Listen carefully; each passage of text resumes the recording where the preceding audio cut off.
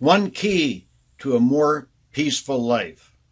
Hey, this is Ron the Dream Roper. I got something that'll help me, and I believe it'll help you. And I think it's something we already know, but we need to be continually reminded of it. So stay tuned. I hope you'll find value in this. And I was watching a video by my mentor, Bob Proctor. I don't know if you know him, but he's a legend, if you like. And he was telling a story how he was working for a big company, and they'd asked him if he would do like a group coaching session with a bunch of their kids, right? And he agreed to do that. And most of it's done online. Some of it he had the opportunity to do one-on-one. And he told a couple of stories. And one of them was a young boy playing basketball in school, and the coach made a bad call. Hey, you're a basketball coach in school. I mean, you're not a pro. You're going to make a bad call, right, if you're a coach. So what happened with this young boy? He told the coach, hey, that's a stupid call. And guess what? He's grounded. He's off. He's out of the game. Okay. So as Bob told him, okay, understand, as he told him the story. Now, let's look at this. You know, coaches do make bad calls, right? And is he probably the world's best coach? Probably not. And is he going to make a bad call? Probably. And if he makes a bad call and you tell him that, is that going to give you the same result? You're going to be kicked out of the game? Yeah, probably. Okay, so what if you just, instead of reacting the way you did, how about you think for a minute and say, okay, he's a coach, he's going to make a bad call. You know, on the grand scheme of things, not a big deal. So your response then is to acknowledge it was a bad call, be silent, just acknowledge it to yourself, and get back in the game. We probably all have those opportunities. And the other one he was talking about is a little girl. I think her name was Ashley. And there was a young boy saying a bunch of stupid things to her, and she hit him. She hit him, she got in trouble, right? Now, as he talked with her, he said, okay, so you're telling me the boy was saying stupid things to you. Well, one thing you got to understand, these boys do stupid things, even as they grow older, right? So, you know, what can we learn from this? All right.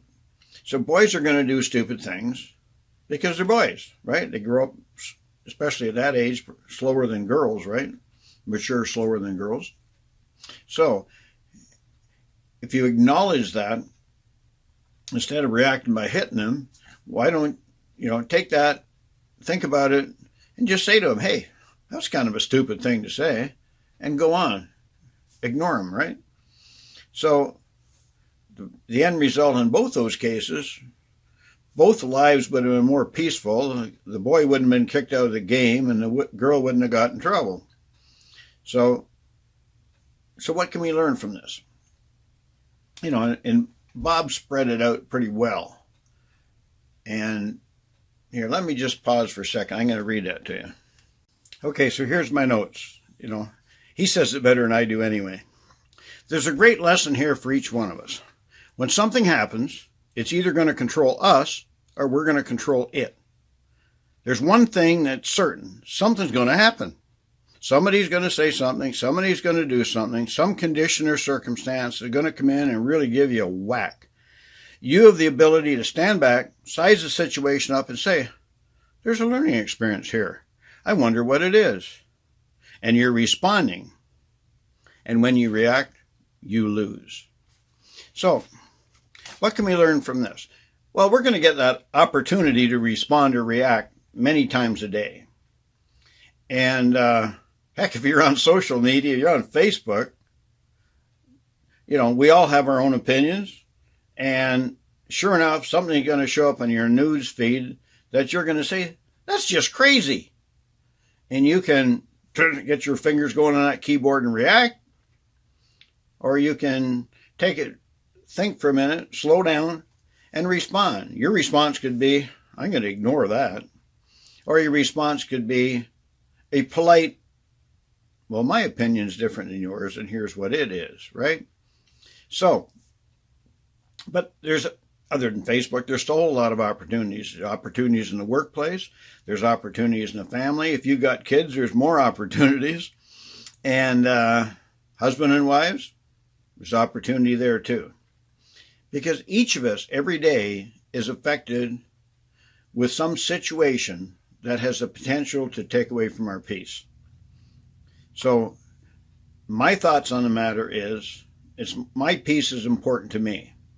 I'd like to have a peaceful life.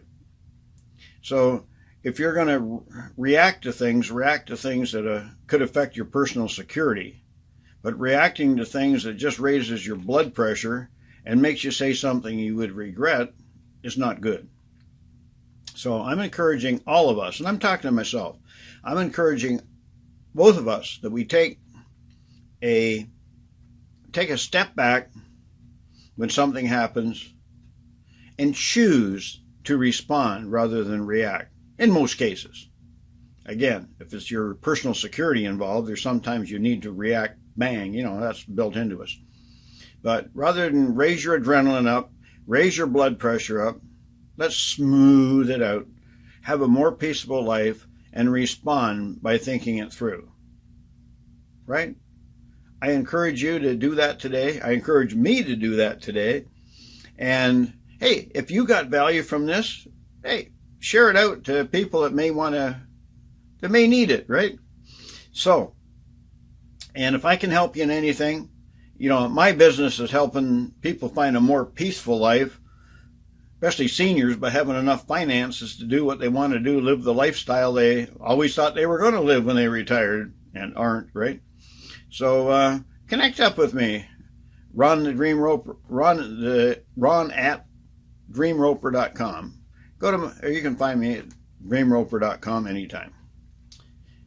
Anyway, wishing you a richly blessed day and a calm, more peaceful life.